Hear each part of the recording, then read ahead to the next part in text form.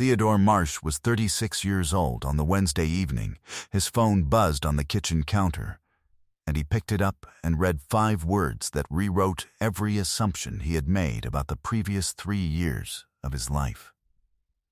He was standing at the stove, stirring a pot of rice, still in the clothes he had worn to the office: slacks, a plain blue shirt, work boots with concrete dust in the lace eyelets. His wife was upstairs, or so he believed. The message came through their shared household group thread, the one he had set up 2 years ago for grocery lists and schedule coordination, the thread that also included his sister and Imani's closest friend, and it said, "I'm finally free.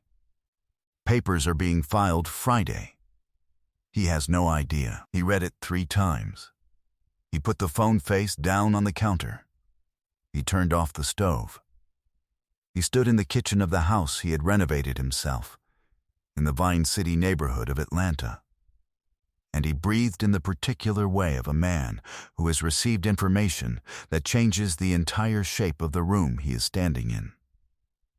He picked the phone back up and read it once more. She had not sent it to her friends. She had sent it to him, to his sister, to her own best friend, who was also on that thread, and who had not yet responded, which meant the 3-second delay between the send and the realization had not yet elapsed on her end. Papers were being filed Friday. What Imani had no idea about, not in 3 years of marriage, not in all the time she had spent planning her exit, was what those papers would find when they looked. She had just handed him the one thing he had been too patient to ask for. Before we jump into the story, comment where in the world you are watching from, and subscribe, because tomorrow's story is one you need to hear. The evening light in Vine City fell across the back porch of the house in the particular way it fell in late October in Atlanta, warm still, but carrying the first suggestion of something cooler coming. The kind of light that made the yard look like a photograph of itself.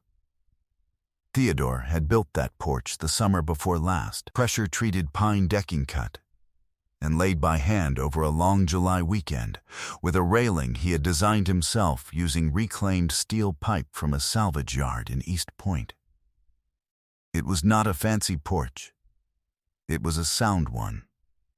Every board flush, every joint tight, every post plumb to within a 1/16 of an inch.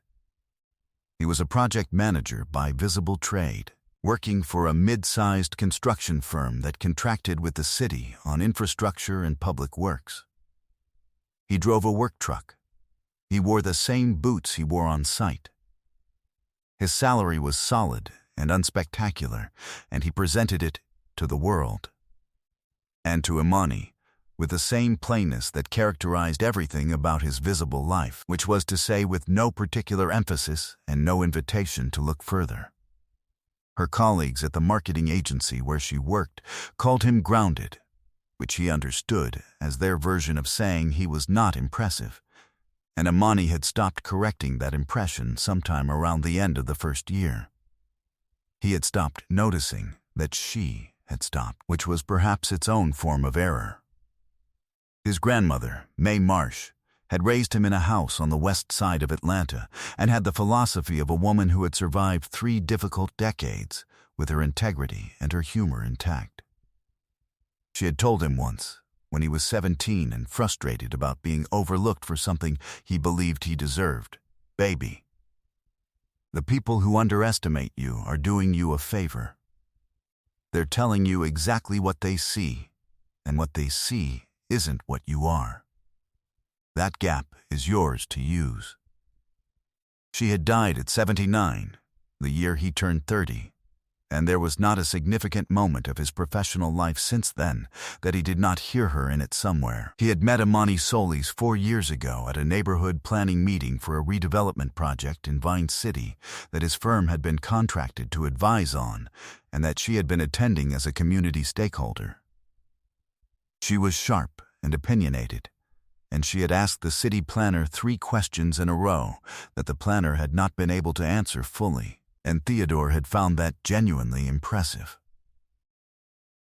He had introduced himself afterward over bad coffee from a folding table, and she had shaken his hand with the directness of someone who had already sized him up and decided he was worth a conversation. He had proposed 14 months later in this same house before the renovation, before the porch. In the kitchen where the appliances were still the original 70s era, and he had promised her new ones and delivered on that promise over the course of a long spring. She had been worth building for. He had believed that for a long time. The changes had arrived the way they always arrived, which was incrementally and then all at once. A distance at dinner that he had attributed to work stress. A habit of taking calls in the car that ended before she came through the door. A particular brightness she adopted in certain company. A brightness that was turned off when they were alone in a way that had not always been true. He had noted these things and filed them and continued building, because building was what he did, and because he had not yet accumulated enough to know what he was looking at. He was standing at the stove when he found out. In the breast pocket of his work shirt, his secondary phone, the one registered to the holding company, the one his development partners and his accountant and his attorney used to reach him, sat where it always sat, unknown to Amani in the way that a great many things were unknown to her about the man she had been planning to leave. On the counter beside the stove, her misdirected message sat in the group thread and waited. He did not go upstairs. He sat at the kitchen table with his personal phone and read the message a fourth time with the full attention of a man who was no longer looking at it emotionally, but analytically, who was reading it the way he read a site plan, which was to say with the understanding that every word in a document was a decision, and every decision implied something about the thinking that preceded it. Papers are being filed Friday. He has no idea. Friday was 2 days away. She had retained an attorney. She had already drafted papers. She had organized this carefully enough to have a specific day and to be communicating it to her friends as settled fact, which meant the timeline was not preliminary, it was final. She had been living inside a plan he had not been permitted to see, for a duration he did not yet know. His face remained perfectly calm. He picked up the secondary phone. He forwarded the message, in its complete form including the thread header, to his own email address. He took a screenshot. He noted the time and date in a text document he opened and labeled simply with the current date. Then he set both phones on the table and thought. He was a project manager. His entire professional life was built on the discipline of working backward from an outcome, of looking at a finished building or a failed one and reading in the current state every decision that had produced it. You didn't get a cracked foundation from one bad pour. You got it from a sequence of decisions, each of which seemed manageable at the time, that accumulated into a structural failure.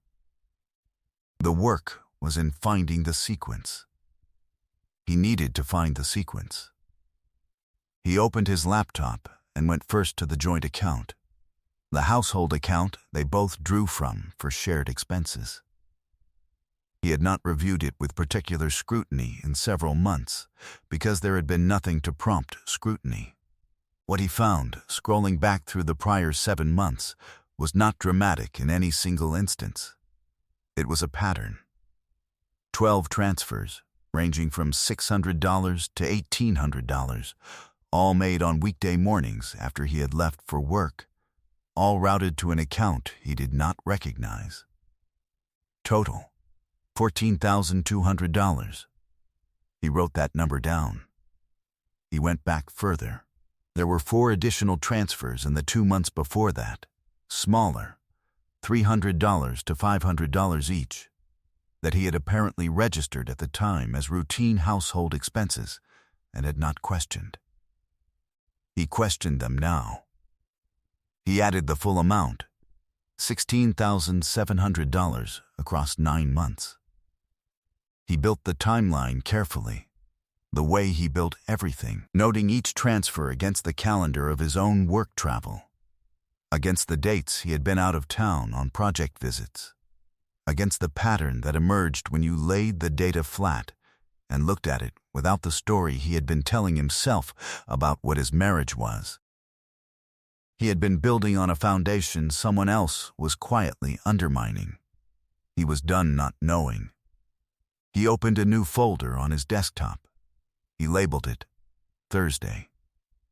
Then he picked up the secondary phone and called the one person who would understand exactly what he needed and exactly how much time he had to get it done. He met with Brenda Okafor the following morning at 7:30 in her office on Peachtree Center Avenue in downtown Atlanta.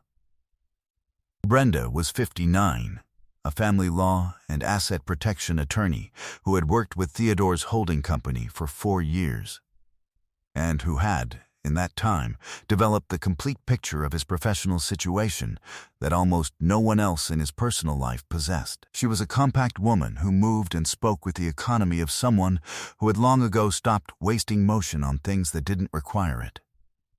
She had the documents he had forwarded spread on her desk when he arrived. She had been in the office since 6. She did not begin with pleasantries. She looked at him across the desk and said, "Walk me through everything since last night." He did. He gave her the misdirected message, the joint account analysis, the $16,700 timeline, and his best assessment of the marriage's deterioration over the preceding year. He spoke without inflection, the same way he spoke when presenting a project status to a municipal client, with precision and without editorializing. Because editorializing was what you did when you were uncertain of the facts, and he was no longer uncertain of the facts. Brenda listened without interrupting. When he finished, she picked up the message screenshot and read it once more. "Friday," she said. That's what she said. "Then we filed today." She set the document down.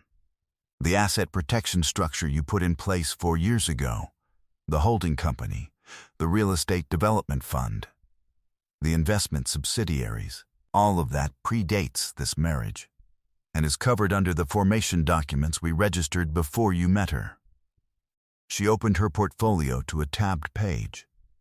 The marital estate is the joint account, the shared equity in the Vine City house, and your combined personal assets since the marriage. Everything else is premarital and structured. She can file on Friday. What she files on Friday will meet a wall she did not know was there. Theodore nodded.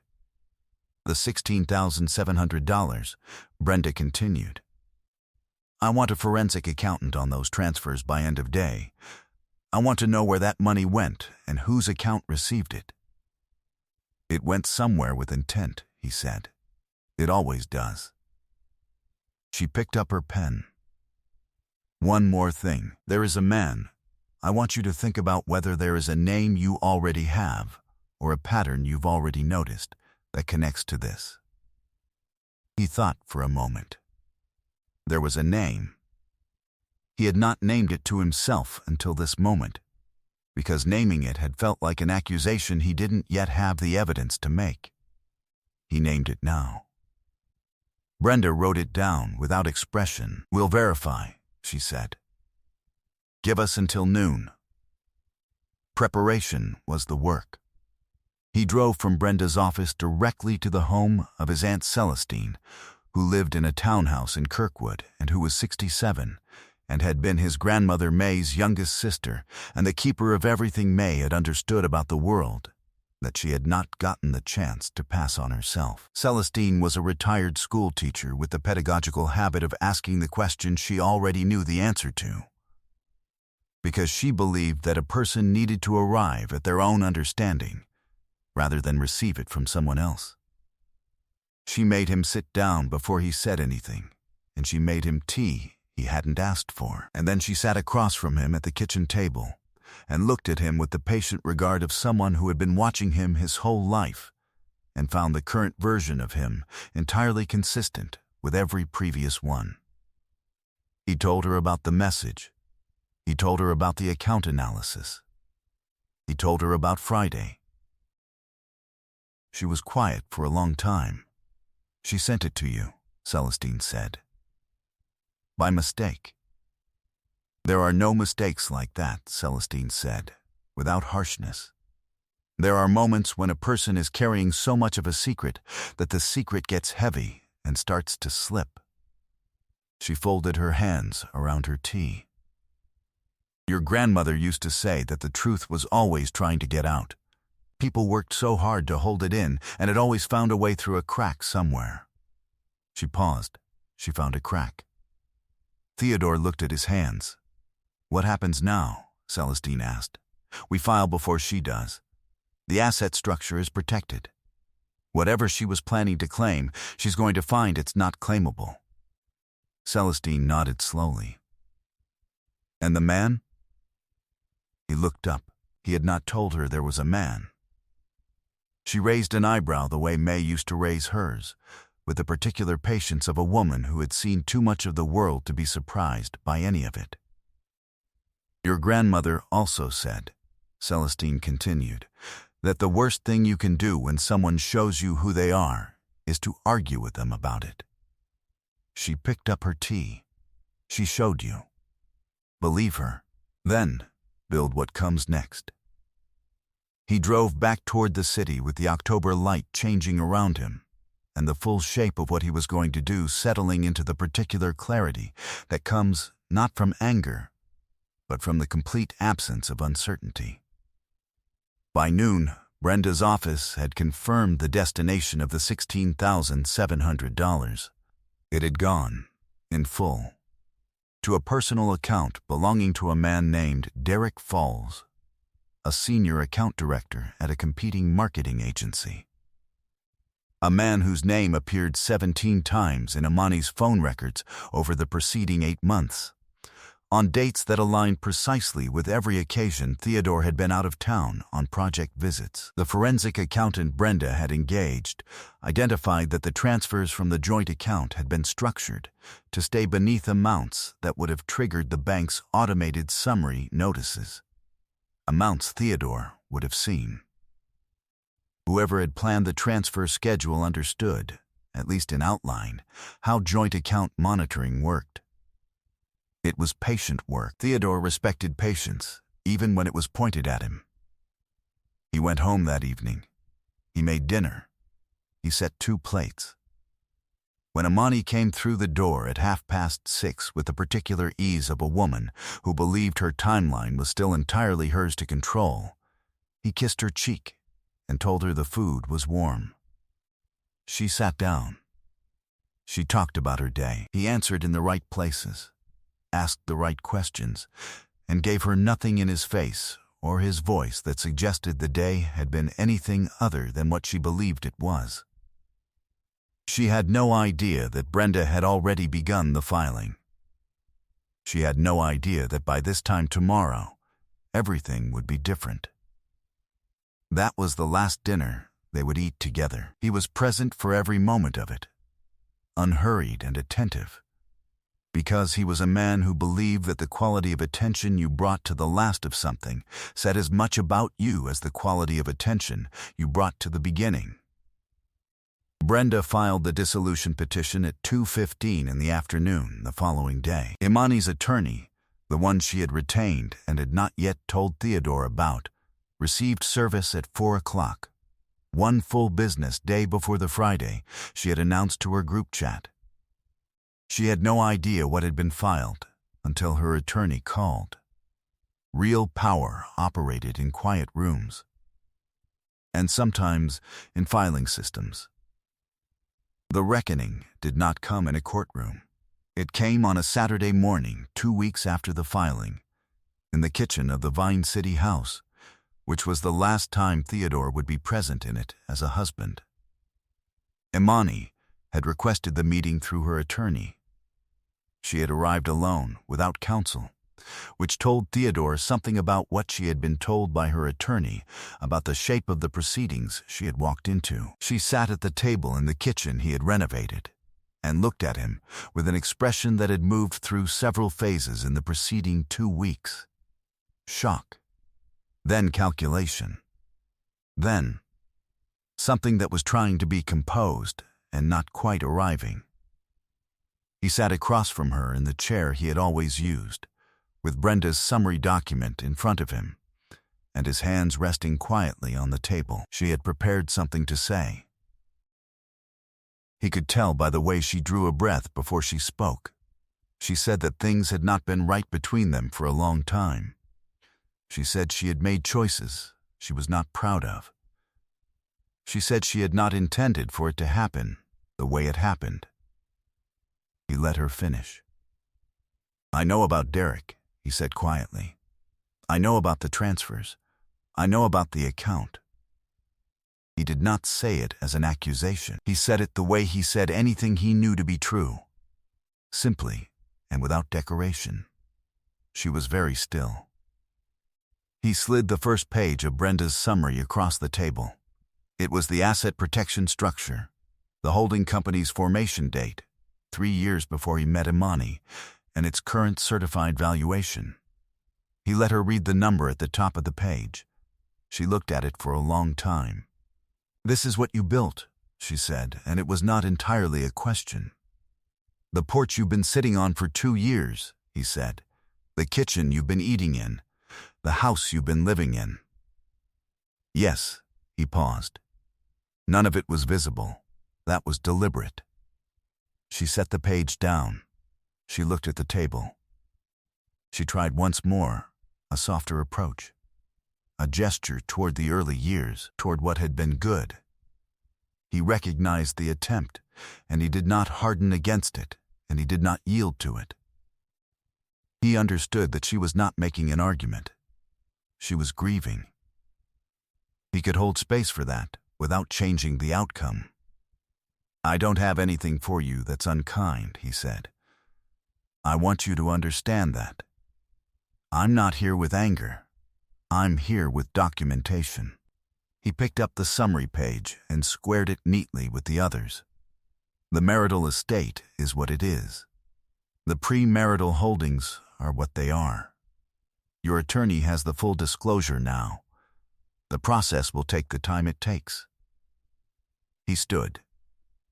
He looked at her one final time, at the woman he had built a porch for and renovated a kitchen for and believed in for 4 years, and who had been carrying a separate plan for 9 of the last 12 months, and what he felt was not victory, and not satisfaction, and not grief.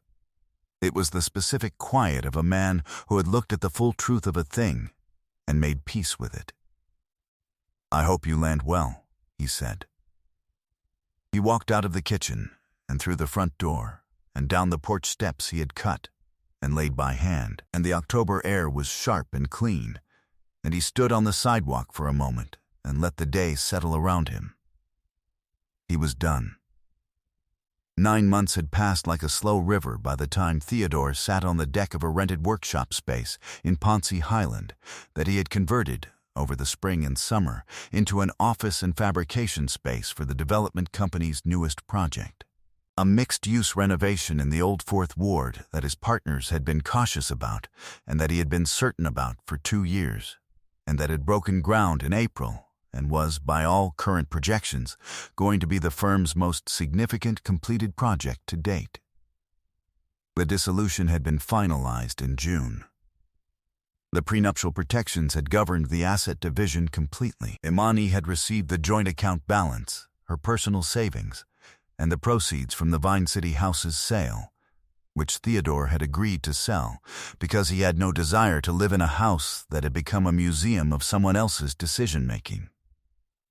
She received what was equitable. She did not receive what she had imagined she would receive when she sent a message to the wrong thread on a Wednesday evening in October. He had heard through a mutual acquaintance that Derek Foles had ended the relationship 3 months after Imani's divorce was finalized, which surprised no one who understood the nature of such arrangements. She had moved to a smaller apartment in Decatur. Her professional contacts in Atlanta, built through 4 years of a marriage that had introduced her to a network she had not cultivated independently, had contracted in the quiet way that networks contracted when the story behind them changed.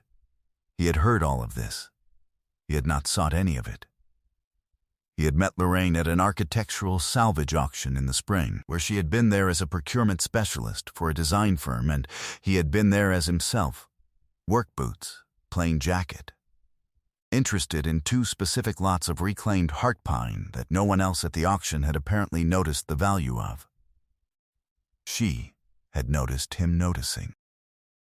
She had asked, with the directness of someone who was comfortable being direct, what he was going to do with it. He had told her.